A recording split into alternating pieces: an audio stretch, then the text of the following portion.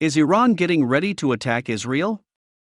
At the same time, Iranian national documents and philosophies do specifically call for the destruction of Israel. Thus, these comments from Iran's Islamic Revolutionary Guard Corps Major General Hossein Salami align with the kind of well-known, consistent anti-Israel rhetoric coming from Iran. Hossein's comments were also filled with hints and suggestions that his forces may have been behind a recent explosion at an Israeli plant for advanced weapons, according to a news report from Al Monitor. Israel, the report specifies, said the blast hurt no one and took place during a routine test. Hossein made many references to Israel's supposed vulnerabilities to domino-style attacks, according to the report. While easily dismissed as hyperbole in many respects, Hossein's remarks as quoted by the report introduce a few interesting things to consider. For instance, Israel is without question very experienced when it comes to the realm of missile defense given its recent history, as it deploys systems such as Iron Dome and other kinds of ground-based systems.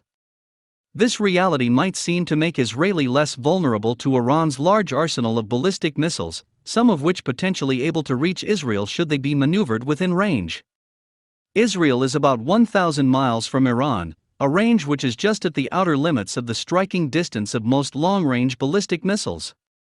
The distance between the two countries speaks to another, even potentially more pressing issue, such as how Iran could actually get close enough to the Israeli border to launch an attack. Iranian ground forces would need to travel through Iraq or Turkey, or somehow cross the Persian Gulf area to deploy on the other side of the Arabian Peninsula. Any approaching Iranian force would, it goes without saying, be highly vulnerable to Israeli air attack. Therefore, apart from the concerning prospect of Iran at some point having nuclear weapons, there do not appear to be a wide sphere of ways Iran might actually be able to attack Israel with any measure of success. Unless, of course, Iran were to employ terrorist tactics, something by no means beyond the realm of possibility. In fact, small, covert hit-and-run types of terror attacks may be the kind of thing Hossein was referring to by hinting that several targeted strikes could bring down Israel. Added to this equation is the well-known fact that Iran has been, and likely continues to be, a state sponsor of terrorist organizations. However, just as is likely the case with air defenses, Israel is certainly experienced and likely adept at counter-terrorism tactics for obvious reasons.